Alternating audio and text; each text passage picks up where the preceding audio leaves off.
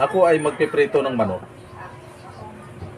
Ang gagamitin ko, binabad ko na siya sa patis.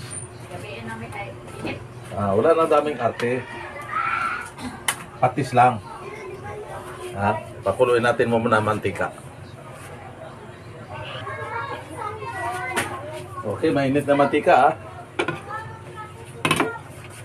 Ito yung chicken, binabad ko na sa may patis. Patis lang.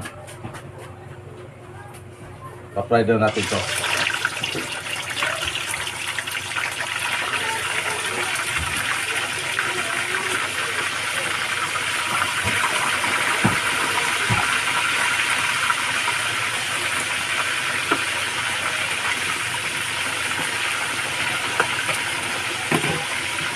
Tatakpan lang natin para madaling maluto.